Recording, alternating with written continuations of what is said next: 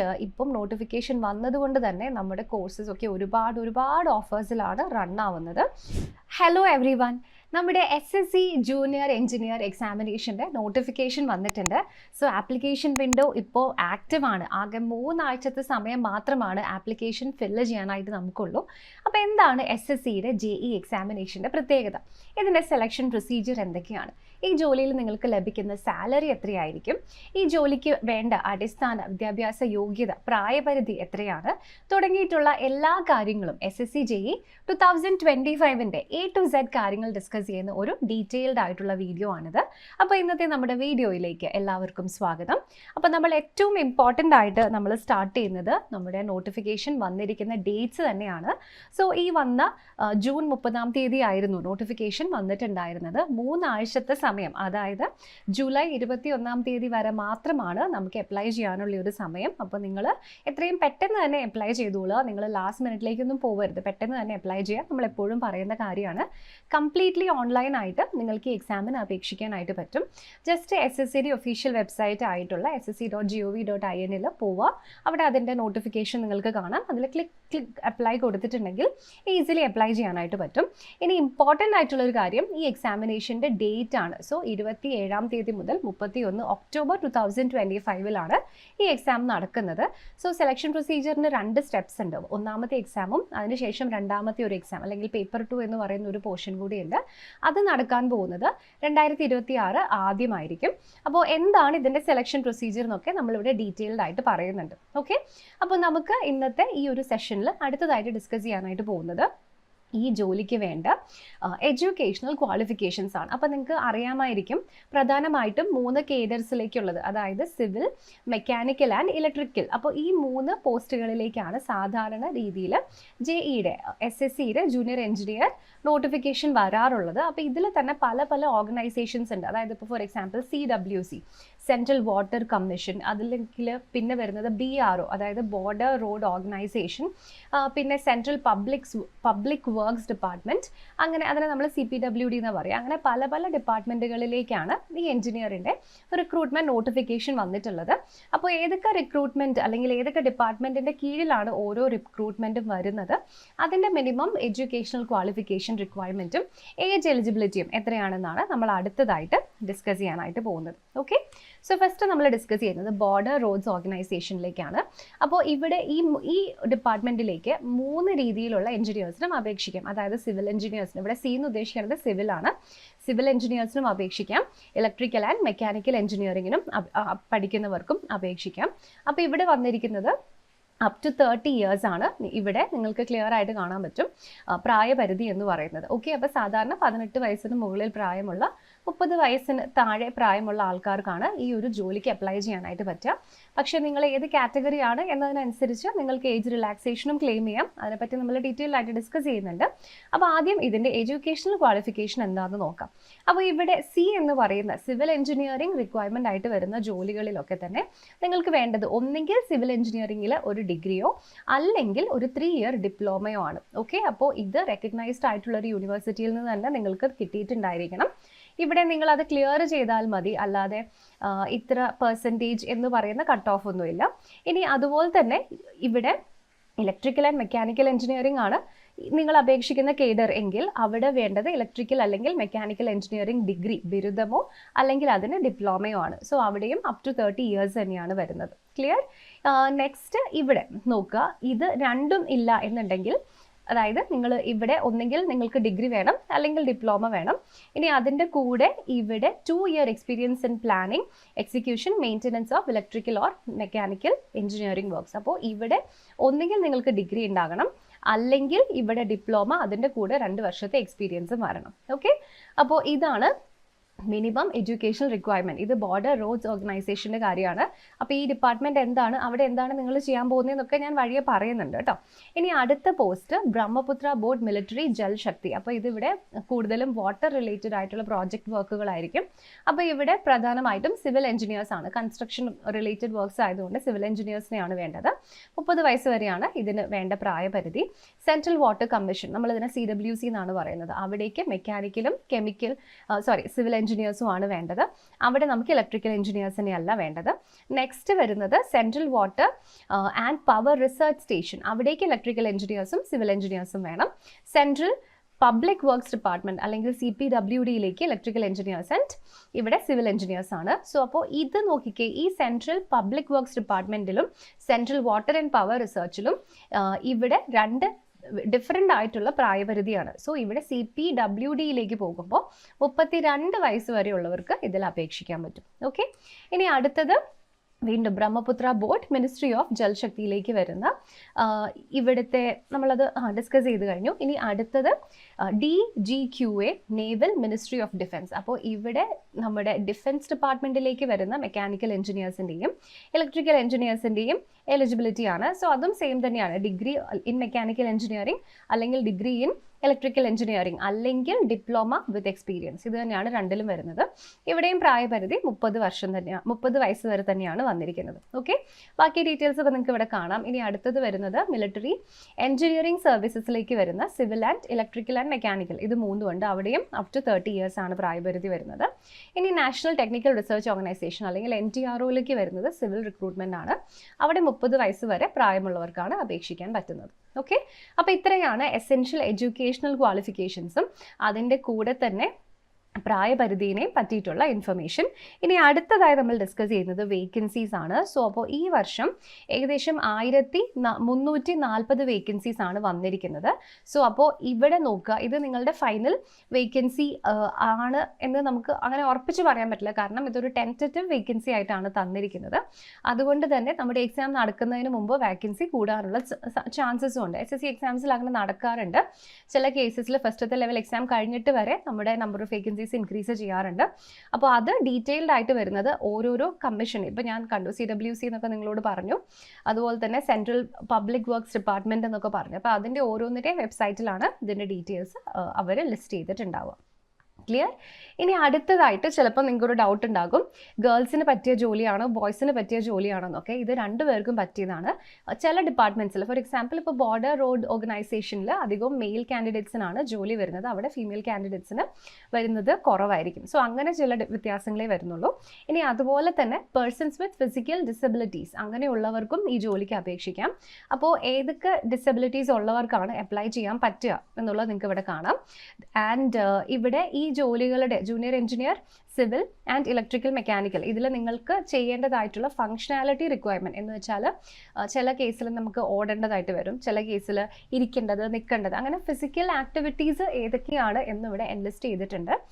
So നമ്മളിപ്പോൾ junior engineer സിവിലിൻ്റെ കേസാണ് നോക്കുന്നതെങ്കിൽ ഇവിടെ S and ST W എന്നൊക്കെ കാണാം. അപ്പോൾ എന്താണ് ഈ എസും ST ഒക്കെ? S എന്ന് വെച്ചിട്ടുണ്ടെങ്കിൽ സിറ്റിംഗ് ആണ്, ST എന്ന് വെച്ചാൽ സ്റ്റാൻഡിംഗ് ആണ്, W എന്ന് വെച്ചിട്ടുണ്ടെങ്കിൽ ഇവിടെ വാക്കിംഗ്, B എന്ന് വെച്ചാൽ ബെൻഡിങ്, നെക്സ്റ്റ് L എന്ന് വെച്ചിട്ടുണ്ടെങ്കിൽ ലിഫ്റ്റിംഗ് ആണ്, നെക്സ്റ്റ് ഇവിടെ KC എന്ന് വെച്ചിട്ടുണ്ടെങ്കിൽ നീലിംഗ് ആണ്, അതുപോലെ തന്നെ MF എന്ന് വെച്ചിട്ടുണ്ടെങ്കിൽ ഇവിടെ മാനിപ്പുലേഷൻ വിത്ത് ഫിംഗേഴ്സ് യൂസ് ചെയ്തിട്ടുള്ള മൂവ്മെൻറ്റ്സ് വേണം, read and writing, and SC എന്ന് വെച്ചിട്ടുണ്ടെങ്കിൽ ഇവിടെ സീയിങ്, ഹിയറിംഗ്, കമ്മ്യൂണിക്കേഷൻ. അപ്പോൾ ഇത്രയും കാര്യങ്ങളാണ് നിങ്ങൾക്ക് ഇവിടെ വേണ്ടത്. എന്ന് വെച്ചാൽ ബേസിക് ആയിട്ടുള്ള ഫിസിക്കൽ ഫങ്ഷണൽ റിക്വയർമെൻറ്റ്സ് ആണ് ഇവിടെ പറയുന്നുള്ളൂ. സോ ഇതിൽ തന്നെ ഫിസിക്കൽ ഡിസബിലിറ്റീസ് ഇത്ര നിങ്ങൾക്ക് അപ്പുറത്തെ കോളത്തിൽ തന്നെ കാണാം. ഇതിൽ ലിസ്റ്റ് ചെയ്തിരിക്കുന്നവർക്കും അപ്ലൈ ചെയ്യാനായിട്ട് പറ്റും. സോ അതായത് ഇവിടെ കൊടുത്തിട്ടുണ്ട് D and HH എന്ന് വെച്ചിട്ടുണ്ടെങ്കിൽ D എന്ന് വെച്ചാൽ ഡെഫ് ആണ്, HH എന്ന് വെച്ചാൽ ഹിയറിംഗ് ഇമ്പയറിറ്റി അല്ലെങ്കിൽ ഹാർഡ് ഓഫ് ഹിയറിംഗ് എന്ന് പറയുന്ന ലേബിളാണ്. നെക്സ്റ്റ് 1 ആം ഉള്ളവർക്ക് അല്ലെങ്കിൽ 1 ലെഗ്, ഇനി നെക്സ്റ്റ് സെറിബ്രൽ പാൾസി ഉള്ളവർക്ക്, ഡ്വാഫിസം ഉള്ളവർക്ക്, ഇനി സ്പൈനൽ ഇഞ്ചുറി വന്നിരിക്കുന്നവർക്ക്, അതായത് ലിംബ് ഡിസ്ഫങ്ഷനും ന്യൂറോളജിക്കൽ വേറെ ഡിസ്ഫങ്ഷൻ ഉണ്ടാവാതെ സ്പൈനൽ ഇഞ്ചുറി വന്നിരിക്കുന്നവർക്ക് ഒക്കെ ഇത് അപ്ലൈ ചെയ്യാനായിട്ട് പറ്റും. ഓക്കെ, സോ അപ്പോൾ ഇവിടെ മൾട്ടിപ്പിൾ ഡിസബിലിറ്റീസ് ഇവിടെ ഇന്ന് തന്നിട്ടുണ്ട്, അതാണ് ഇവിടെ MD. അപ്പോൾ ഇതിൽ നിങ്ങളിപ്പോൾ ഇൻ കേസ് ഡിസേബിൾഡ് ആയിട്ടുള്ള ഒരാളാണെങ്കിലും നിങ്ങളെക്കൊണ്ട് ഈ ഫങ്ഷണൽ റിക്വയർമെൻറ്റിൽ പറയുന്ന കാര്യങ്ങൾ ചെയ്യാൻ പറ്റുന്നുണ്ട് എന്നുണ്ടെങ്കിൽ നിങ്ങൾക്ക് അപ്ലൈ ചെയ്യാനായിട്ട് പറ്റും. ഓക്കെ, അപ്പോൾ അങ്ങനെയുള്ളവർക്ക്, ഡിസബിലിറ്റീസ് ഉള്ളവർക്ക് അപ്ലൈ ചെയ്യാനായിട്ട് പ്രത്യേകം ഏജിൻ്റെ പരിഗണനയും വേറെ തന്നിട്ടുണ്ട്. ഇനി ചില കേസസിൽ SSCയുടെ എക്സാംസിൽ തന്നെ നിങ്ങൾക്ക് എഴുതാൻ പറ്റുന്നില്ല എക്സാം എന്നുണ്ടെങ്കിൽ ഒരു സ്ക്രൈബിനെ കൊണ്ടുപോയി എക്സാം എഴുതാനുള്ള പെർമിഷനും നിങ്ങൾക്ക് ലഭിക്കുന്നതായിരിക്കും. ഓക്കെ, അപ്പോൾ ഇത് സിവിലിൻ്റെ കണ്ടു, അത് തന്നെയാണ് ഇവിടെ താഴേക്ക് ഇലക്ട്രിക്കൽ ആൻഡ് മെക്കാനിക്കലിലും വന്നിട്ടുണ്ട്. അപ്പോൾ കുറച്ച് കുറവാണ് ഇവിടെ ഫങ്ഷണാലിറ്റി റിക്വയർമെൻറ്റ്സ് അല്ലേ. സോ ഓൾമോസ്റ്റ് സെയിം തന്നെയാണ് വന്നിരിക്കുന്നത്, അതെ സെയിം തന്നെയാണ് ഓൾമോസ്റ്റ് വന്നിരിക്കുന്നത്. ഓക്കെ, അപ്പോൾ ഇത് നമുക്ക് ഡിസബിലിറ്റീസ് ഉള്ളവർക്കും അപ്ലൈ ചെയ്യാം എന്ന് പറയുന്ന ഒരു ഇമ്പോർട്ടൻ്റ് ആയിട്ടുള്ള കാര്യമാണ്. ഇനി നമുക്ക് ഏജ് റിലാക്സേഷൻ നോക്കാം. സോ ഇവിടെ 1/1/2026 പ്രകാരമാണ് ഈ എക്സാമിന് അപ്ലൈ ചെയ്യുമ്പോൾ നിങ്ങളുടെ പ്രായം കണക്കാക്കുന്നത്. സോ നിങ്ങൾ കണ്ടു, ചില പോസ്റ്റിന് 30 വയസ്സ് വരെയുള്ളവർക്ക് അപ്ലൈ ചെയ്യാം, ജനറൽ കാറ്റഗറിക്ക് ചിലർക്ക് 32 വയസ്സ് വരെയുള്ളവർക്ക് അപ്ലൈ ചെയ്യാനായിട്ട് പറ്റും അല്ലേ. അപ്പോൾ നിങ്ങൾ 30 വയസ്സ് വരെ ഉള്ള ഒരു ആളാണ്, അതിന് ആ പോസ്റ്റിലേക്കാണ് നിങ്ങൾ അപ്ലൈ ചെയ്യുന്നതെങ്കിൽ നിങ്ങൾ 96-നും 2008-നും ഇടയിൽ ജനിച്ചിരിക്കുന്ന ആളായിരിക്കണം. ഓക്കെ, ഇനി 32 വയസ്സ് വരെ ഉള്ള ആളാണ് എന്നുണ്ടെങ്കിൽ ആ പോസ്റ്റിലാണ് നിങ്ങൾ അപ്ലൈ ചെയ്യുന്നതെങ്കിൽ 94 മുതൽ ജനിച്ചവർക്ക് അപ്ലൈ ചെയ്യാം, 2008 വരെയുള്ളവർക്ക്. Clear?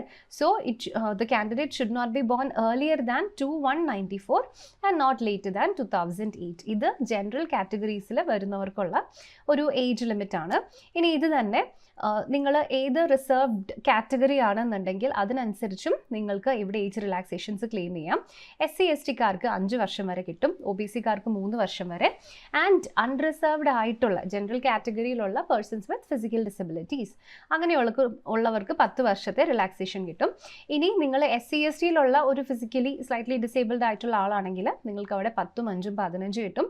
OBC-യിലുള്ള പേഴ്സൺസ് വിത്ത് ഡിസബിലിറ്റി ആണെന്നുണ്ടെങ്കിൽ ഇവിടെ നിങ്ങൾക്ക് 13 വർഷം കിട്ടും. ഓക്കെ, അപ്പോൾ ഈ റിലാക്സേഷനൊക്കെ നിങ്ങളുടെ കാറ്റഗറി ഏതാണെന്ന് നോക്കി നിങ്ങൾ ക്ലെയിം ചെയ്തിട്ട് വേണം അപ്ലൈ ചെയ്യാൻ. ആൻഡ് അപ്ലൈ ചെയ്യുന്ന സമയത്ത് നിങ്ങളുടേത് കറക്റ്റായിട്ട് കൊടുക്കുക. ഇവിടെ നമ്മുടെ നോട്ടീസിൽ ഓൾറെഡി പറയുന്നുണ്ട്, നമ്മുടെ നോട്ടിഫിക്കേഷൻ വന്ന 2025 നോട്ടിഫിക്കേഷൻ അനക്ഷറിൽ ഒരു PDF ഒരു ഫോമാറ്റ് തന്നിട്ടുമുണ്ട്. ആ ഫോമാറ്റിൽ വേണം നിങ്ങളുടെ റിസർവേഷൻ ക്ലെയിം ചെയ്യുന്ന സർട്ടിഫിക്കറ്റ് നിങ്ങളുടെ കയ്യിൽ വെക്കാൻ. ഡോക്യുമെൻറ്റ് വെരിഫിക്കേഷൻ്റെ സമയത്ത് അത് നിങ്ങൾക്ക് ഡെഫിനറ്റ്ലി സബ്മിറ്റ് ചെയ്യേണ്ടതായിട്ടും വരും. ഓക്കെ, അപ്പോൾ അതേ ഫോമാറ്റിൽ നിങ്ങളുടെ കയ്യിൽ റെഡി ആയിട്ടുണ്ടാവണം. അപ്ലൈ ചെയ്യുന്ന സമയത്തല്ല വേണ്ടത്, നിങ്ങൾ എക്സാം ഒക്കെ കഴിഞ്ഞ് ഡോക്യുമെൻറ്റ് വെരിഫിക്കേഷൻ്റെ സമയത്താണ് നിങ്ങൾക്ക് വേണ്ടത്. ക്ലിയർ? ഇനി എങ്ങനെയാണ് ഈ ജോലിക്ക് നമുക്ക് അപ്ലൈ ചെയ്യാൻ പറ്റുക? SSCയുടെ എല്ലാ ജോലികളും നമ്മൾ അപ്ലൈ ചെയ്യുന്നത് SSCയുടെ വെബ്സൈറ്റായ ssc.gov.in സോ ഇവിടെ ഒരു 1 ടൈം രജിസ്ട്രേഷൻ ആവശ്യമായിട്ടുള്ള ഒരു പ്ലാറ്റ്ഫോമാണിത്. നിങ്ങൾ ഒറ്റ തവണ നിങ്ങളുടെ മൊബൈൽ നമ്പറും ഇമെയിൽ ID-യും പാസ്വേഡും കൊടുത്ത് രജിസ്റ്റർ ചെയ്തിട്ടാൽ SSCയുടെ എല്ലാ എക്സാംസിന് എഴുതാനും നിങ്ങൾക്ക് ജസ്റ്റ് ഒന്ന് ലോഗിൻ ചെയ്ത് ക്ലിക്ക് അപ്ലൈ കൊടുത്ത് നിങ്ങൾക്ക് അപ്ലൈ ചെയ്യാനായിട്ട് പറ്റും. ഓക്കെ, ഇനി സാധാരണ ആപ്ലിക്കേഷൻ ഫീസ് വരുന്നത് വെറും 100 രൂപ മാത്രമാണ്. അത് തന്നെ മെയിൽ കാൻഡിഡേറ്റ്സിനും ജനറൽ കാൻഡിഡേറ്റ്സിനും ആണ്. ഇനി OBC കാൻഡിഡേറ്റ്സിനുമാണ്. നിങ്ങളൊരു പെൺകുട്ടിയാണെങ്കിൽ സോ ഫീമെയിൽ കാൻഡിഡേറ്റ്സിനും SC/ST-കാർക്കും ഒക്കെ ഇവിടെ കംപ്ലീറ്റ് ഫീ റിലാക്സേഷൻ ആണ്. എന്ന് വെച്ചാൽ നിങ്ങൾ 1 രൂപ പോലും കൊടുക്കാതെ എക്സാമിന് അപ്ലൈ ചെയ്യാനായിട്ട് പറ്റും. ആൻഡ് ഓൺലൈൻ പേയ്മെൻറ്റ് നിങ്ങൾ ചെയ്യേണ്ടത് ഇവിടെ ലിസ്റ്റ് ഓഫ് ആപ്സ് കൊടുത്തിട്ടുണ്ട്. ഗൂഗിൾ പേയോ അല്ലെങ്കിൽ നെറ്റ് ബാങ്കിങ്ങോ അല്ലെങ്കിൽ നിങ്ങളുടെ കയ്യിലുള്ള ഡെബിറ്റോ ക്രെഡിറ്റ് കാർഡ്സ് ഒക്കെ യൂസ് ചെയ്തിട്ട് നിങ്ങൾക്ക് ചെയ്യാൻ പറ്റും. സോ ഇവിടെ ഈ ജൂലൈ 21-ന് എക്സാമിനേഷൻ്റെ ആപ്ലിക്കേഷൻ വിൻഡോ ക്ലോസ് ആകും. പക്ഷേ പേയ്മെൻറ്റ് നടത്താൻ നിങ്ങൾക്ക് ഒരു ദിവസം കൂടെ കിട്ടും. സോ ജൂലൈ 22-നുള്ളിൽ നിങ്ങളുടെ പേയ്മെൻറ്റ് നിങ്ങൾ സബ്മിറ്റ് ചെയ്തിട്ടുണ്ടാവണം. ഓക്കെ, ഇനി അടുത്തതായിട്ട് നമ്മൾ ഡിസ്കസ് ചെയ്യാൻ പോകുന്നത് ഈ എക്സാമിനേഷൻ നിങ്ങൾക്ക് ഏതൊക്കെ സെൻറ്റേഴ്സിലാണ് എഴുതാൻ പറ്റുക എന്നാണ്. അപ്പോൾ ഇതിൽ പല റീജിയൻസ് ഉണ്ട് കേട്ടോ. ഇതൊരു സെൻട്രൽ ഗവൺമെൻറ് എക്സാം ആയതുകൊണ്ട് തന്നെ ഒരുപാട് റീജിയൻസ് ഉണ്ട്. ഈസ്റ്റേൺ റീജിയൻ ഉണ്ട്. അപ്പോൾ നമ്മൾ ഇതിൽ വരുന്നത് കേരള കർണാടക റീജിയൻ അല്ലെങ്കിൽ ഇവിടെ KKR എന്ന് പറയുന്ന റീജിയനിലാണ്. അപ്പോൾ ഇതിൽ കേരളത്തിലെയും കർണാടകത്തിലെയും ലക്ഷദ്വീപിലെയും ഏരിയാസ് കവർ ചെയ്യുന്നതാണ് ഈ റീജിയൻ. ഓക്കെ, അപ്പോൾ ഇവിടെ നമുക്ക് വരുന്ന സെൻറ്റേഴ്സ് ഏതൊക്കെയാണെന്ന് നോക്കാം. അപ്പോൾ ഞാൻ ആദ്യം കർണാടകയുടെ സെൻറ്റേഴ്സ് ഇവിടെ തന്നിട്ടുണ്ട്. ബെൽഗാവി, ബംഗളൂരു, ഹുബ്ബള്ളി, നെക്സ്റ്റ് കാലാബുർഗി, മംഗളൂരു, മൈസൂരു, ശിവമോഗ. അപ്പോൾ ഇത് നമ്മുടെ ബോർഡറിൽ വരുന്ന പ്ലേസസ് ആയതുകൊണ്ട് ഇൻ കേസ് ബോർഡറിൽ താമസിക്കുന്നവർക്ക് ഈ ഏരിയാസിലും വേണമെങ്കിൽ പോയിട്ട് അപ്ലൈ ചെയ്ത് നിങ്ങൾക്ക് എഴുതാൻ പറ്റും കേട്ടോ. ഇനി കേരളത്തിൽ നമുക്ക് ഇവിടെ ഏകദേശം 5 എക്സാം സെൻറ്റേഴ്സ് ആണ് വരുന്നത്. എറണാകുളം, കൊല്ലം, കോട്ടയം, കോഴിക്കോട്, തിരുവനന്തപുരം, തൃശ്ശൂർ ആൻഡ് കണ്ണൂർ. 6 ഉണ്ട്. അപ്പോൾ ഇത്രയും സെൻറ്റേഴ്സ് ആണ് നമുക്ക് കേരളത്തിൽ വരുന്നത്. ഓക്കെ, ലക്ഷദ്വീപിൽ ഇവിടെ കവരത്തി മാത്രമാണ് വരുന്നുള്ളൂ. അപ്പോൾ ഇത് ഇമ്പോർട്ടൻ്റ് ആണ്. ഇതിൽ നിങ്ങൾക്ക് ഏത് റീജിയനിൽ വേണമെങ്കിലും നിങ്ങൾ താമസിക്കുന്ന സ്ഥലത്ത് ഏറ്റവും അടുത്തുള്ള എക്സാമിനേഷൻ സെൻറ്റർ നിങ്ങൾക്ക് ഇവിടെ ചൂസ് ചെയ്യാനായിട്ട് പറ്റും. ഓക്കെ, മനസ്സിലായല്ലോ. ഇനി അടുത്തത് ഡിസ്കസ് ചെയ്യാൻ പോകുന്നത് SSCയുടെ JEയുടെ എക്സാമിനേഷൻ്റെ സാലറിയാണ്. സോ ഇവിടെ ബേസിക് പേ വരുന്നത് ആക്ച്വലി 35,000 റുപ്പീസ് ആണ്. പക്ഷേ നിങ്ങൾക്കറിയാം സെൻട്രൽ ഗവൺമെൻറ് ജോലി ആകുമ്പോൾ ബേസിക് പേ എന്ന് പറയുന്നതിൽ നിന്ന് നമ്മളങ്ങ് തുടങ്ങുകയാണ് അല്ലേ. ബേസിക് പേയുടെ തന്നെ ഏകദേശം പകുതി 50% നമുക്ക് DA വരുന്നുണ്ട്. ഇനി നിങ്ങൾ ഏത് സ്പെസിഫിക് ഡിപ്പാർട്ട്മെൻറ്റിലാണ് വരുന്നത്, അവിടെ വരുന്ന ആ ഡിപ്പാർട്ട്മെൻറ്റിൻ്റെ ബോണസ് അടക്കം ഒരുപാട് എമൗണ്ട് നിങ്ങളുടെ സാലറിയിലേക്ക് ആഡ് ചെയ്തിട്ട് വരും. അതുകൂടാതെ സെൻട്രൽ ഗവൺമെൻറ് ജോബ് ആവുന്നത് കൊണ്ടുള്ള പെർക്സ് ആൻഡ് ബെനിഫിറ്റ്സ് ഇവിടെ വേറെയുമാണ്. ഓക്കെ, അപ്പം ബേസിക്കലി 35,000 to 1,12,000 ആണ് വരുന്നത്. അപ്പോൾ അതിൻ്റെ ഒരു ഡിവിഷൻ കൂടി ഞാനിവിടെ ജസ്റ്റ് ആഡ് ചെയ്തിട്ടുണ്ട്. സോ നിങ്ങളുടെ ബേസിക് പേ എന്ന് പറയുന്നത് ഏകദേശം ഇവിടെ 35,000 ആണ്. ഇത് ഡിയർനെസ് അലവൻസ് 17 അല്ല, ഇപ്പോൾ ഏകദേശം 50% ആണ് കേട്ടോ. അത് നമ്മൾ അപ്ഡേറ്റ് ചെയ്യണം. അപ്പോൾ ഇവിടെ 50% വരുമ്പോഴേക്കും തന്നെ നിങ്ങൾക്ക് 17,000 ഇതിലേക്ക് ആഡ് ചെയ്യപ്പെടും. ഓക്കെ, സോ ബേസിക് പേയിലേക്ക് തന്നെ ഡയറക്റ്റ്ലി നമ്മൾ ആഡ് ചെയ്യാനായിട്ട് പോകുന്നത് 17,000 ആണ്. ക്ലിയർ? അപ്പോൾ അത് തന്നെ 50,000 മുകളിലേക്ക് പോകും. ഇനി അതിനുശേഷം നിങ്ങൾ ഏത് പേ ലെവലാണോ അതിനനുസരിച്ചിട്ടുള്ള ബോണസസ് നിങ്ങൾക്ക് കിട്ടും. ഹൗസ് റെൻ്റ് അലവൻസ് നിങ്ങളുടെ സിറ്റി അനുസരിച്ച്, സോ 24% ഓഫ് ദി നിങ്ങളുടെ ബേസിക് പേ ഇതാണ് നമുക്കിവിടെ വരുന്നത്. സോ നിങ്ങളൊരു metropolitan city, for example Bangalore, Chennai, Hyderabad ഒക്കെ ആണെങ്കിൽ നിങ്ങൾക്ക് അവിടെ ഒരു 24% വരെ നമുക്ക് HRA കിട്ടും. ഒന്നെങ്കിൽ നിങ്ങൾക്ക് ക്വാർട്ടേഴ്സ് കിട്ടും, അല്ലെങ്കിൽ അത് എമൗണ്ട് ആയിട്ട് കിട്ടും. ഇനി വൈ സിറ്റി, നമ്മുടെ കോഴിക്കോട്, കണ്ണൂർ, മലപ്പുറം, തിരുവനന്തപുരം പോലത്തെ സിറ്റീസൊക്കെയാണ് വരുന്നതെങ്കിൽ അവിടെ 16%. ഇനി വില്ലേജസിലേക്കാണ് പോകുന്നതെങ്കിൽ അവിടെ 8% കിട്ടും.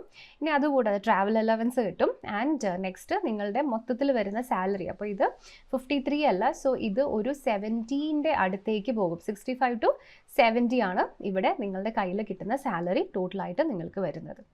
ക്ലിയർ ആയല്ലോ? അപ്പോൾ ഇത്രയും എമൗണ്ട് നിങ്ങളുടെ ഈ ജസ്റ്റ് ഡിപ്ലോമ അല്ലെങ്കിൽ ഡിഗ്രി മാത്രം എലിജിബിലിറ്റി ഉള്ള ഒരു ജോലിക്ക് ലഭിക്കുന്നതായിരിക്കും. ക്ലിയർ? അപ്പോൾ ഇനി ഞാൻ നേരത്തെ പറഞ്ഞിട്ടുണ്ടായിരുന്നു അവിടെ പല ഡിപ്പാർട്ട്മെൻറ്റുകൾ ഉണ്ടെന്ന് അല്ലേ. അപ്പോൾ അതിൻ്റെ ഒരു ചെറിയ ഐഡിയ മാത്രം നിങ്ങൾക്ക് തരാം. അതിലൊന്ന് വരുന്നത് സെൻട്രൽ പബ്ലിക് വർക്ക്സ് ഡിപ്പാർട്ട്മെൻ്റ് ആണ്.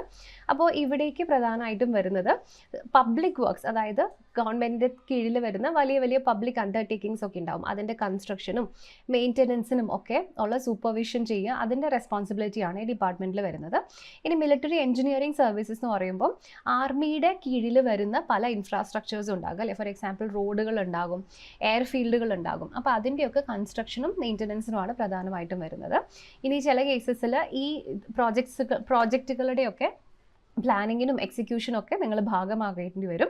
ഇനി സെൻട്രൽ വാട്ടർ കമ്മീഷൻ വളരെ ഇമ്പോർട്ടൻ്റ് ആണ്. സോ നമ്മുടെ രാജ്യത്തെ ഡാമുകളുടെ ഒക്കെ കൺസ്ട്രക്ഷനും മൊത്തം വാട്ടർ റിസോഴ്സ് മാനേജ്മെൻറ്റും അതുപോലെ തന്നെ ഫ്ലഡ് കൺട്രോളും ഒക്കെ ചെയ്യുന്നത് ഈ ഒരു ഡിപ്പാർട്ട്മെൻ്റ് ആണ്. അപ്പോൾ അത്തരത്തിലുള്ള ജോലികളായിരിക്കും ഇവിടെ ജോലി കിട്ടിയിട്ടുണ്ടെങ്കിൽ നിങ്ങൾക്ക് ചെയ്യേണ്ടതായിട്ട് വരും. ഓക്കെ, ഇനി അടുത്തത് ബോർഡർ റോഡ് ഓർഗനൈസേഷൻ. സോ ആർമിയുടെ ഒക്കെ ക്യാമ്പസിൻ്റെ അടുത്ത് വരുന്ന ഒരു ജോലിയായിരിക്കും ഇത്. സോ നമുക്കറിയാം ഇന്ത്യ ആയിട്ട് അതിർത്തി പങ്കിടുന്ന ഒരുപാട് രാജ്യങ്ങളുണ്ട് അല്ലേ. അപ്പോൾ ഇവിടെ നമ്മുടെ ബോർഡറിലൂടെയാണ് അല്ലെങ്കിൽ ബോർഡേഴ്സിന് ശേഷമാണ് മറ്റ് കൺട്രീസ് വരുന്നത്. സോ ആ ഏരിയാസിലുള്ള റോഡുകളുടെയൊക്കെ കൺസ്ട്രക്ഷൻ, അവിടെയുള്ള ടണൽസിൻ്റെ അല്ലെങ്കിൽ ബ്രിഡ്ജസിൻ്റെയൊക്കെ കൺസ്ട്രക്ഷൻ നോക്കുന്നതാണ് BRO അല്ലെങ്കിൽ ബോർഡർ റോഡ് ഓർഗനൈസേഷൻ എന്ന് പറയുന്ന ഡിപ്പാർട്ട്മെൻറ്റിലെ ജോലി. ഓക്കെ, ഇനി അടുത്തത് പല പബ്ലിക് സെക്ടർ യൂണിറ്റ്സിലേക്കും നിങ്ങൾക്ക് ചില സമയത്ത് റിപ്പോർട്ട് ചെയ്യേണ്ടതായിട്ട് വന്നേക്കാം. സോ അവിടെയാണ് പോസ്റ്റിംഗ് വരുന്നതെങ്കിൽ അവിടുത്തെ ജോലികളായിരിക്കും. അപ്പോൾ ബാക്കിയുള്ള വേറെ ടൈപ്പ് ഓഫ് പല ഡിപ്പാർട്ട്മെൻറ്റുകളിലും ഇവിടെ നിങ്ങൾക്ക് പോസ്റ്റിംഗ് വരും. ഓക്കെ, അപ്പോൾ ഇതെല്ലാവർക്കും ക്ലിയർ ആയല്ലോ. ഇനി അടുത്തതായിട്ട് എക്സാമിനേഷൻ്റെ പാറ്റേൺ ആണ് നമ്മൾ ഡിസ്കസ് ചെയ്യുന്നത്. സോ ഇവിടെ 2 രീതിയിലാണ് അല്ലെങ്കിൽ 2 ലെവലായിട്ടാണ് നമ്മുടെ എക്സാമിനേഷൻ നടക്കുന്നത്. സോ ഇവിടെ ഫസ്റ്റ് നമുക്ക് തന്നിരിക്കുന്നത് നിങ്ങൾ ഒന്ന് ശ്രദ്ധിച്ച് നോക്കുക. ഇവിടേക്ക് പേപ്പർ 1 ഉണ്ട്, പേപ്പർ 2 ഉണ്ട്. രണ്ടും ഇവിടെ കംപ്ലീറ്റ്ലി ഓൺലൈൻ ആയിട്ടാണ് നടക്കുന്നത്. സോ ഇത് മൾട്ടിപ്പിൾ ചോയ്സ് ക്വസ്റ്റ്യൻസ് ആണ് വരുന്നത്. അപ്പോൾ ഇതിൽ 2 പേപ്പേഴ്സിനും വരുന്ന സിലബസും രണ്ടിൻ്റെയും ക്വസ്റ്റ്യൻസിന് വരുന്ന വെയിറ്റേജും ഒക്കെ വേറെയാണ്. അപ്പോൾ അതാ ഇതിവിടെ ആദ്യം ഞാൻ പേപ്പർ 1 നിങ്ങൾക്ക് ഇവിടെ കാണാൻ പറ്റും. സോ പേപ്പർ 1 നമുക്ക് ആദ്യം ഒരു ജനറൽ പേപ്പറാണ്. ജനറൽ പേപ്പർ എന്ന് പറഞ്ഞാൽ SSCയുടെ ബാക്കി എക്സാംസിലൊക്കെ ഉള്ള പോലെ തന്നെ general intelligence and reasoning and general awareness. അപ്പോൾ ഇവിടെ ഇംഗ്ലീഷും വരുന്നില്ല, മാത്സും വരുന്നില്ല.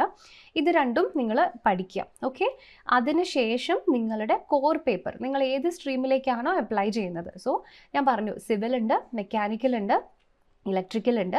ഇതിൽ നിങ്ങൾ ഏത് സ്ട്രീമിലേക്കാണോ അപ്ലൈ ചെയ്യുന്നത് ആ സ്ട്രീമിലെ ക്വസ്റ്റ്യൻസ് മാത്രമായിരിക്കും ഈ ഒന്നാമത്തെ പേപ്പറിൻ്റെ രണ്ടാമത്തെ ഭാഗത്തിൽ നിങ്ങൾ എഴുതേണ്ടതായിട്ട് വരുള്ളൂ. ക്ലിയർ ആയോ എല്ലാവർക്കും? സോ മൊത്തത്തിൽ 200 മാർക്കിലാണ് നമ്മുടെ എക്സാമിനേഷൻ നടക്കാനായിട്ട് പോകുന്നത്. 2 മണിക്കൂറാണ് എക്സാമിനേഷൻ്റെ ആക്ച്വൽ ടൈം. അതേസമയം നിങ്ങൾ ഡിസബിലിറ്റി ഉള്ള ഒരാളാണെങ്കിൽ ഞാൻ നേരത്തെ പറഞ്ഞതുപോലെ തന്നെ ഇവിടെ ഒരു സ്ക്രൈബിനെ വെച്ച് നിങ്ങൾക്ക് പരീക്ഷ എഴുതിക്കാനുള്ള ഓപ്പർച്യൂണിറ്റിയും ലഭിക്കും. സോ അന്നേരം 2 hours and 40 minutes ആണ് അങ്ങനെയുള്ള കാൻഡിഡേറ്റ്സിന് ഇവിടെ കിട്ടുന്നത്. ക്ലിയർ എല്ലാവർക്കും? സോ അപ്പോൾ ഇവിടെ പേപ്പർ 1 എത്ര പാർട്സ് ഉണ്ട്? പേപ്പർ 1 ആദ്യം നമ്മുടെ ജനറൽ പേപ്പർ, അവിടെ റീസണിങ്ങും ജനറൽ അവയർനെസ്സും മാത്രമേ ഉള്ളൂ. പിന്നെ വരുന്നത് നമ്മുടെ ബേസിക് ആയിട്ടുള്ള നിങ്ങളുടെ സ്ട്രീം റിലേറ്റഡ് ആയിട്ടുള്ള ക്വസ്റ്റ്യൻസ് ആണ്. ഒരുപാട് ഹൈ ലെവലിലേക്ക് പേപ്പർ 1 പോവില്ല. പേപ്പർ 2ലേക്ക് പോകുമ്പോഴായിരിക്കും പിന്നെയും ഇത്രയും കൂടെ ടഫർ ആയിട്ടുള്ള ക്വസ്റ്റ്യൻസ് വരുന്നത്. ഓക്കെ, അപ്പോൾ ഇവിടെ നിങ്ങൾക്ക് 100 200 മാർക്കാണ് നിങ്ങൾക്ക് ടോട്ടലി കിട്ടുന്നത്. ഒന്നാമത്തത് ജനറൽ അവയർനെസ്സിൽ നിങ്ങൾക്ക് 50 ചോദ്യത്തിൽ നിന്നും 50 മാർക്ക് കിട്ടും. റീസണിങ്ങിലും 50 ചോദ്യത്തിൽ നിന്നും 50 മാർക്ക് കിട്ടും. ഇനി അതിനുശേഷം ഇവിടേക്ക് നിങ്ങൾക്ക് ടോട്ടലി 100 മാർക്കാണ് 100 ചോദ്യങ്ങളിൽ നിന്നും ലഭിക്കുന്നത്. അപ്പോൾ നെഗറ്റീവ് മാർക്കിംഗ് തന്നിട്ടുണ്ട്. ഇവിടെ 0.25 negative marking will be deducted എന്നാണ് ഇവിടെ തന്നിരിക്കുന്നത്. സോ നിങ്ങൾ ആൻസർ ചെയ്യുന്ന ഒരു ക്വസ്റ്റ്യൻ തെറ്റാണെന്നുണ്ടെങ്കിൽ നിങ്ങൾക്ക് അവിടെ 1/4 മാർക്ക് പോകും ഒന്നാമത്തെ പേപ്പറിൽ. ഓക്കെ, ഇനി നെക്സ്റ്റ് പേപ്പർ 2ലേക്ക് പോകുമ്പോഴേക്കും ക്വസ്റ്റ്യൻസിൻ്റെ വെയിറ്റേജിൽ ഡിഫറൻസ് ഉണ്ട്. അതായത് ഒരു ക്വസ്റ്റിന് 3 മാർക്കൊക്കെയാണ് പേപ്പർ 2 വെയിറ്റേജ് വരുന്നത്. അപ്പോൾ നെഗറ്റീവ് മാർക്കിങ്ങിലും വ്യത്യാസമുണ്ട്. ഒരു ക്വസ്റ്റിന് 1 മാർക്ക് വീതം നെഗറ്റീവ് മാർക്കിങ്ങും വരും. ക്ലിയർ?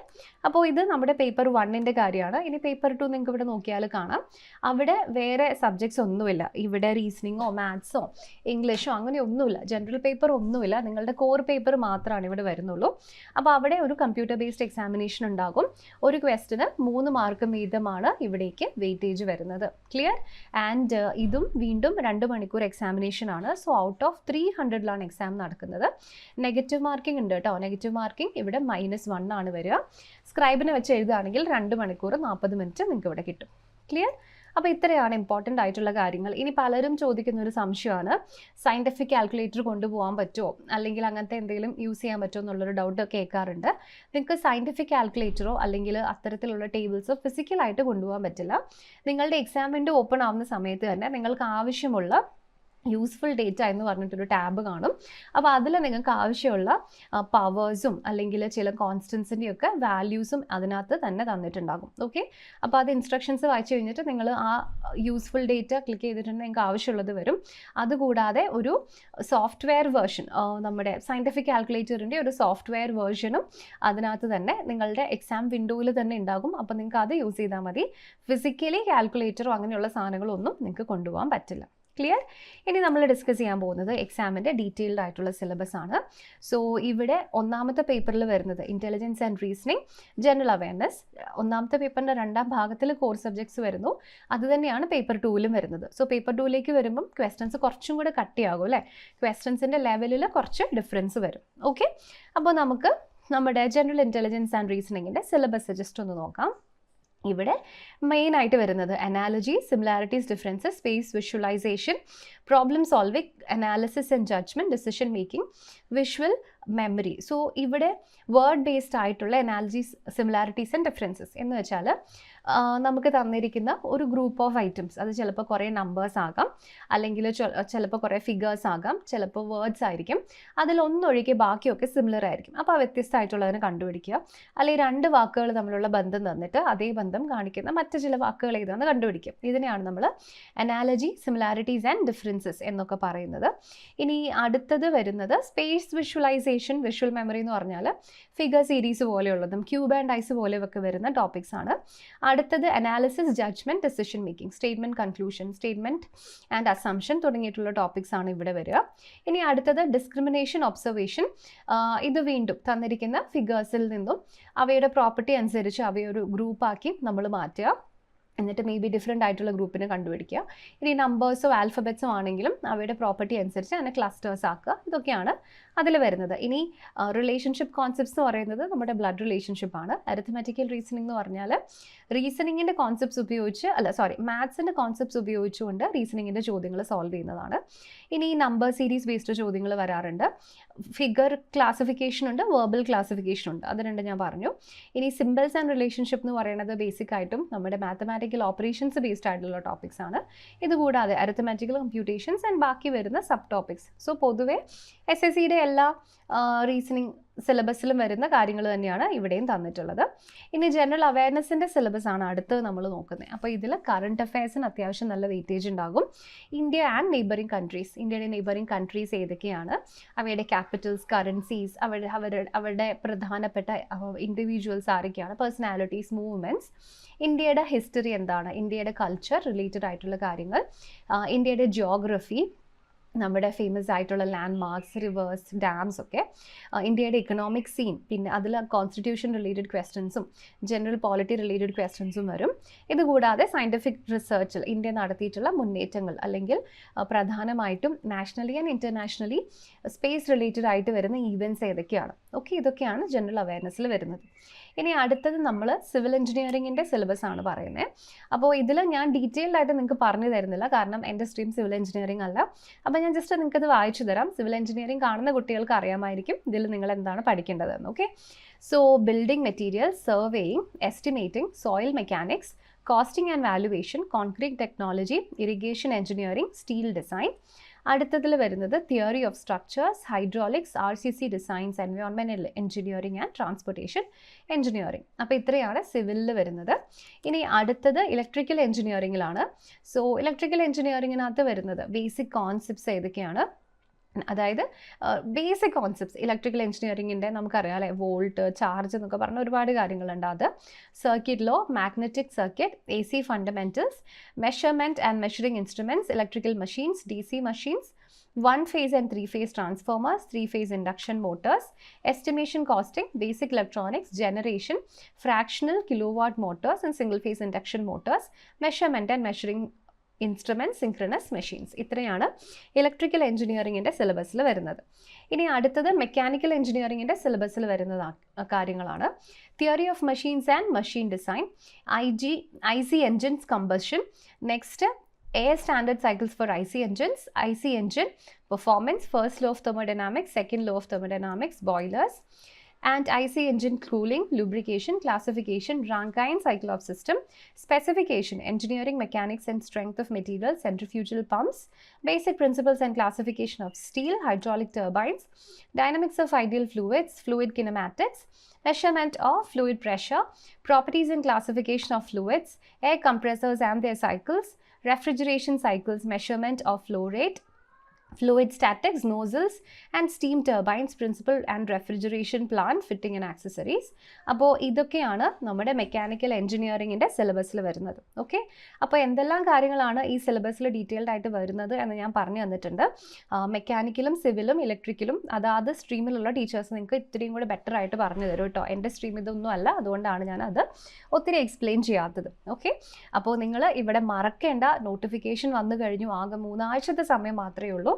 എത്രയും പെട്ടെന്ന് തന്നെ എല്ലാവരും നമ്മുടെ എക്സാമിന് അപ്ലൈ ചെയ്യുക. ആൻഡ് ഇപ്പം നോട്ടിഫിക്കേഷൻ വന്നതുകൊണ്ട് തന്നെ നമ്മുടെ കോഴ്സസ് ഒക്കെ ഒരുപാട് ഓഫേഴ്സിലാണ് റൺ ആവുന്നത്. അപ്പോൾ ഈ ഓഫേഴ്സ് കൂടി നിങ്ങൾ മാക്സിമം യൂട്ടിലൈസ് ചെയ്യുക. നിങ്ങൾക്കറിയാം നമ്മുടെ ബാച്ചസിലൊക്കെ ജോയിൻ ചെയ്യുന്ന കുട്ടികൾക്ക് unlimited access to record classes ആയിരിക്കും. അതുകൂടാതെ തന്നെ നമ്മുടെ വാട്സാപ്പ് കമ്മ്യൂണിറ്റിയിലേക്കും നമ്മൾ നിങ്ങൾക്ക് ആക്സസ് നൽകുന്നതാണ്. അതിൽ നിങ്ങളുടെ ക്വസ്റ്റ്യൻസ് ഒക്കെ നേരെ പോസ്റ്റ് ചെയ്യാം. നിങ്ങളുടെ മെൻറ്റേഴ്സ് അത് ഈ എക്സ്പേർട്ട് ഫാക്കൽറ്റീസിനോട് ഡിസ്കസ് ചെയ്ത് ഉടനെ തന്നെ നിങ്ങൾക്ക് അതിൻ്റെ സൊല്യൂഷൻസ് ലഭിക്കുന്നതാണ്. നിങ്ങൾക്ക് വീക്ക്ലി ഒരുപാട് ലൈവ് ക്ലാസ്സസ് ലഭിക്കുന്നതായിരിക്കും. നമ്മുടെ ടീച്ചേഴ്സിൻ്റെ ഹാൻഡ് റിട്ടൺ നോട്ട്സ് അടക്കമുള്ള സ്റ്റഡി മെറ്റീരിയൽസും നിങ്ങൾക്ക് ലഭിക്കുന്നതായിരിക്കും. ഓക്കെ, സോ SSCയുടെ JEE എക്സാമിനേഷൻ്റെ അതേ ടൈപ്പ് വരുന്ന മോക്ക് ടെസ്റ്റ് ക്വിസസ് ഒക്കെയാണ് നമ്മുടെ എൻട്രി ആപ്പിൽ അവൈലബിൾ ആയിട്ടുള്ളത്. അപ്പോൾ ഇത്രയും ഒരുപാട് ഫെസിലിറ്റീസ് നിങ്ങൾക്ക് മുമ്പിൽ അവൈലബിൾ ആയിരിക്കുമ്പോൾ നിങ്ങൾ അത് വെറുതെ യൂട്ടിലൈസ് ചെയ്യാതെ വേസ്റ്റ് ആക്കി കളയരുത്. ഓക്കെ, അപ്പോൾ ഇനി കുറച്ച് സമയം കൂടിയേ ഉള്ളൂ. നമ്മൾ പറഞ്ഞു എക്സാമിനേഷൻ നടക്കാനും ഇനി കുറച്ച് സമയമുള്ളൂ. അപ്പോൾ നിങ്ങൾ ഓൾറെഡി ഈ എക്സാം പ്രതീക്ഷിച്ച് പ്രിപ്പയർ ഒക്കെ ചെയ്യാൻ വേണ്ടി സ്റ്റാർട്ട് ചെയ്യുന്നവർ തന്നെ ആയിരിക്കും. But still October last 4 days ആണ് നമ്മുടെ എക്സാം നടക്കാൻ പോകുന്നത്. അപ്പോൾ നിങ്ങൾ പ്രിപ്പയർ ചെയ്യുന്നതിൻ്റെ ആ ഒരു ഇൻറ്റൻസിറ്റി കുറച്ചും കൂടി ഒന്ന് കൂട്ടി നന്നായിട്ട് വേണം എല്ലാവരും പ്രിപ്പയർ ചെയ്യാൻ. ഓക്കെ, അപ്പോൾ നമ്മുടെ ഓഫേഴ്സിനെ പറ്റിയൊക്കെ നിങ്ങൾക്ക് അറിയാൻ കൂടുതൽ താല്പര്യം ഉണ്ടെന്നുണ്ടെങ്കിൽ അതാ സ്ക്രീനിൽ കാണുന്ന ഈ ഒരു നമ്പറിൽ നിങ്ങൾക്ക് നമ്മളെ കണക്ട് ചെയ്യാം. മാത്രമല്ല ഞാൻ നേരത്തെ പല കാറ്റഗറീസ് ഓഫ് എലിജിബിലിറ്റി പറഞ്ഞു അല്ലേ, പ്രായപരിധിയൊക്കെ പലരും അങ്ങനെ ക്വസ്റ്റ്യൻസ് ചോദിക്കുന്നത് ഞാൻ കാണാറുണ്ട്. സോ ഇന്ന കാറ്റഗറിയിലുള്ള ആളാണ്, അപ്പോൾ ഈ പ്രായം പറ്റുമോ എന്നൊക്കെ ചോദിക്കാറുണ്ട്. അങ്ങനെ എന്തെങ്കിലും എക്സാം ആപ്ലിക്കേഷൻ റിലേറ്റഡ് ക്വസ്റ്റ്യൻസ് നിങ്ങൾക്കുണ്ടെങ്കിലും ഈ നമ്പറിലൂടെ നിങ്ങൾക്ക് നമ്മളെ കണക്ട് ചെയ്യാം. ഓക്കെ, അപ്പോൾ thank you so much for watching. അടുത്ത വീഡിയോയിൽ മറ്റൊരു ടോപ്പിക്കുമായിട്ട് നമുക്ക് വീണ്ടും കാണാം.